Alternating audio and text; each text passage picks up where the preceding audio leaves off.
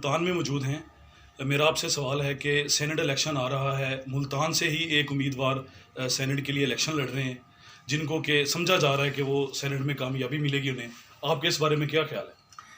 बहुत शुक्रिया आपका। सबसे पहले तो मैं शुक्रिया अदा करूंगा कुरैशी साहब का और अंसारी साहब का, इनकी मेहमान नवाजी का मुल्तान में। और ये जानकर बड़ी खुशी हुई जिस तरह से ये क्योंकि इनके ऊपर जो MNA का इलेक्शन है वो यहाँ से शाह महमूद कुरैशी साहब ने और आमिर डोगर साहब ने जीता हुआ है। तो बड़ी खुशी हुई जैसे ये शाह महमूद कुरैशी साहब की क़यादत में यहाँ पर आवाम की खिदमत कर रहे हैं और जिस तरीके से ये प्राइम मिनिस्टर इमरान खान के विज़न को, जो आवाम की खिदमत का विज़न है, उसको मुल्तान की आवाम तक पहुँचा रहे हैं। अब जहाँ तक आपके सवाल की बात है उस पर मैं ये कहूँगा कि देखें, मुल्तान ने पाकिस्तान को जहाँ बहुत अच्छी चीज़ें दी, वहाँ साथ साथ, क्योंकि पांचों उंगलियाँ एक जैसी नहीं होती, वहाँ साथ साथ कुछ सदमे भी दिए, जिनमें से एक यूसुफ रज़ा गिलानी साहब हैं। अगर आप ये देखें कि उनका जब दौरे हुकूमत था तो वो बेशक खातून अव्वल का हार का मसला हो जो गायब कर दिया गया था, भले लूटमार हो, करप्शन हो, और भले जो सुप्रीम कोर्ट के वाज़े अहकामात हैं उनकी पामाली करने की बात हो उस टाइम, और अपने जो सियासी मालकान हैं उनके कहने के ऊपर सुप्रीम कोर्ट के जो अहकामात थे उनको ना मानने की बात हो, ये सारा माजी लोगों के सामने है। अब जो वोट हैं, जो अददी वोट हैं, वो सबके सामने हैं कि पाकिस्तान पीपल्स पार्टी या मुस्लिम लीग नून या PDM ये इलेक्शन नहीं जीत सकती। हाँ, अगर वोट की खरीदो फरोख्त करें तो शायद ये इलेक्शन जीतने की किसी में भी ये कोशिश कर सकते हैं, लेकिन अल्लाह का बहुत शुक्र है, ना सिर्फ हमारे अपने मेंबरान इनको वोट नहीं देंगे, बल्कि मैं आज नंबर अभी तक आपके सामने नहीं कहूँगा, लेकिन बहुत सारे लोग ऐसे हैं जो इनके रियासत मुखालिफ बयानिए और इनकी लूट मार और एक चंद टब्बरों की लूट मार को बचाने के लिए जो इनका नैरेटिव है उसके ऊपर इनके साथ नहीं खड़े हुए, और इसलिए वो इंशाल्लाह हमारे कैंडिडेट को वोट करेंगे। बहुत सारे लोग ऐसे हैं जो हमारे साथ राब्ते में हैं और कोई वजह नहीं है, वो सिर्फ ज़मीर की आवाज़ के ऊपर, अगर कानून और आइन ने उनको इजाज़त दी तो वो बबांगे दोहल वोट देंगे या अब्सटेन करेंगे, लेकिन इन चोरों को वोट नहीं देंगे। हम किसी सूरत ना वोट खरीदो फरोख्त के साथ हैं। हमारे लीडर ने पहले दिन से कहा है कि वोट की खरीदो फरोख्त जो है वो सबसे बड़ी लानत है।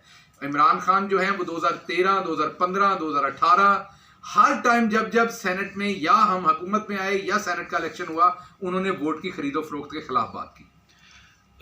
सेनेट इलेक्शन से रिलेटेड मेरा एक और सवाल है कि पिछले दिनों में देखने में आया कि पंजाब में कोई 11 सेनेटर्स अनअपोज्ड जीते हैं, तो जो चहमगोइयाँ हैं कि शायद कोई अंदरूनी खाना कोई बैठ के गठजोड़ करके ये सारा मामला हुआ है। आप इस बारे में क्या कहते हैं? देखिए, अगर आप देखें तो पाकिस्तान तहरीक इंसाफ सुप्रीम कोर्ट के अंदर एक पिटीशन भी लेके गई और उसके साथ साथ पार्लियामेंट में भी हम एक अमेंडमेंट लेके गए, बिल लेके गए। और पर्पस क्या था? पर्पस दो था कि पाकिस्तान का आइन ये कहता है कि जो सेनेट का टिकट है, जो सेनेट का इलेक्शन है वो मुतनासिब नुमाइंदगी दे। मुतनासिब नुमाइंदगी की बात यह है कि अगर एक सूबाई हुकूमत में एक छोटी या बड़ी पार्टी की जितनी नुमाइंदगी, उन्हें सेनेट में भी वैसी ही नुमाइंदगी मिले।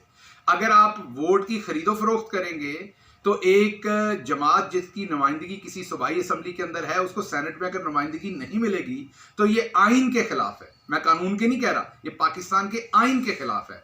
तो पाकिस्तान तहरीक इंसाफ पाकिस्तान के आइन की हिफाजत के लिए, इखलाकियात की हिफाजत के लिए, प्राइम मिनिस्टर इमरान खान का जो विजन है वोट की खरीदो फरोख्त के खिलाफ, इस सिलसिले में सुप्रीम कोर्ट के अंदर गई।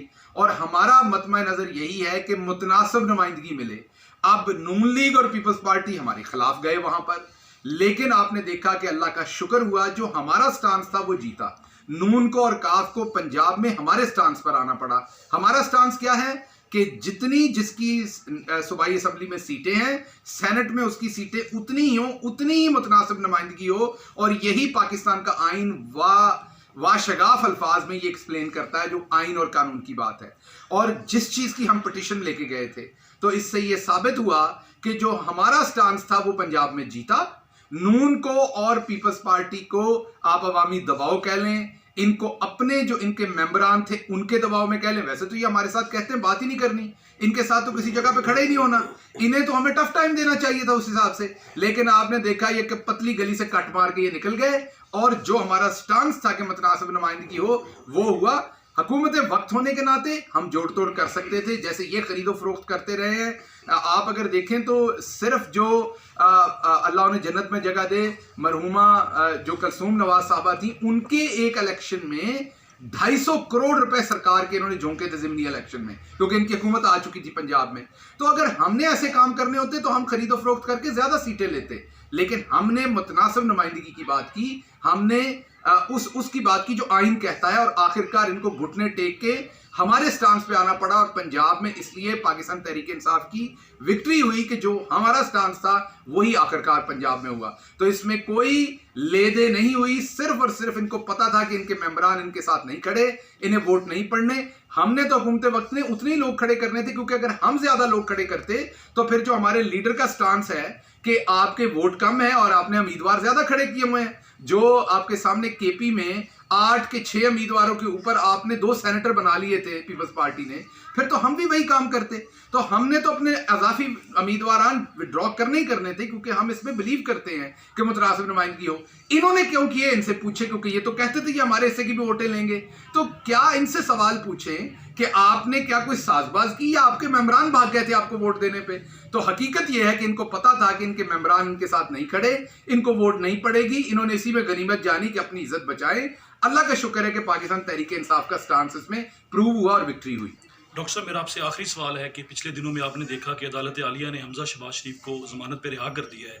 कहा जा रहा है कि इससे आपकी पार्टी पर प्रेशर बढ़ेगा, आप क्या सोचते हैं इस बारे में?